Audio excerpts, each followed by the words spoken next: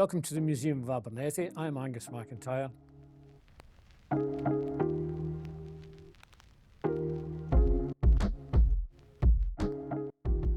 I'm going to speak today about this large tome here, which weighs over 5 kilograms, and the remarkable man who made it. He was John Brown, and this is his self-interpreting Bible.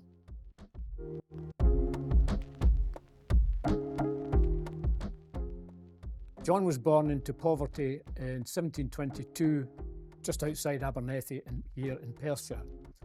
He was orphaned by the time he was 12, but he had a ferocious desire to learn and to study. And as a shepherd boy, he taught himself all sorts. He memorised large chunks of the Bible. He studied sciences. He studied philosophy and languages. He was very adept at languages. He taught himself Latin, Greek and Hebrew.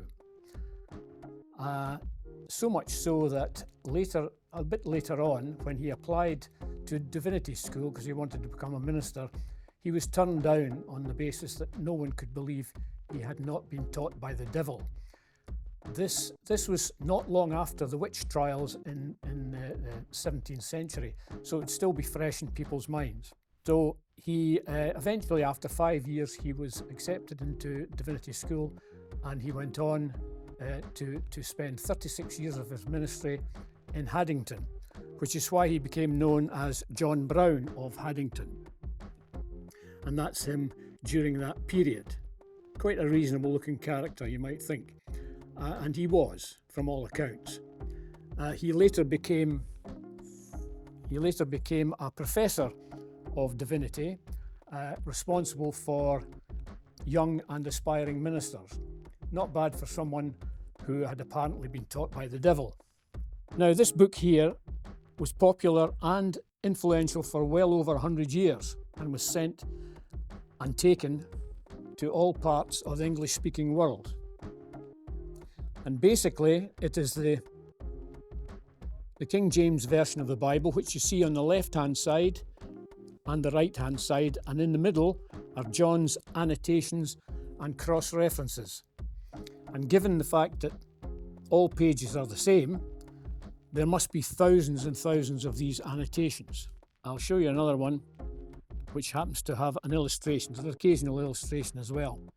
This one here, the biblical text mentions the plant hyssop, and John goes into translation mode and says that in other translations it's called a reed and so on, and he also goes into botanic mode. The man was a polymath of the greatest order. He also produced an introduction to the whole thing, and that included, among other things, an explanation of Jewish laws during biblical times, and also what he called geographical and historical geography and history of nations. Now, at this time, during John's life, the Scottish Enlightenment was in full flow, when figures like David Hume and Adam Smith bestrode the intellectual world, and many others too. And the way they operated, or the way they looked at the world, was that human beings should operate by reason, by means of reason, rather than blind faith. John Brown, however, remained a fervent believer all his days, but he was no flat earther, because, for example, in his geography section, he talks about the sun illuminating only half of the globe at any given time. The history section is a bit different, in as much as a lot of it is fine by today's standards, but he gives the creation of the world as 4004 BC. Now, this seems ludicrous to us these days because we know better, but at the time this was the received wisdom. In fact, both Johannes Kepler and Isaac Newton gave the figure as close to 4000 BC, so they were all round about the same ballpark, whether you were religious or whether you were a scientist or a mathematician. It's interesting to think what would have happened had James Hutton, who's another prominent figure in the Scottish Enlightenment, had come up with his studies of rock formations, which demonstrated that the world had to be a lot older than people had hitherto thought. Had he come up with them in time for this Bible, and given the breadth of John Brown's learning, I feel sure that John would have taken this on board and incorporated it into his worldview. But that was not to be. He died shortly after this was published.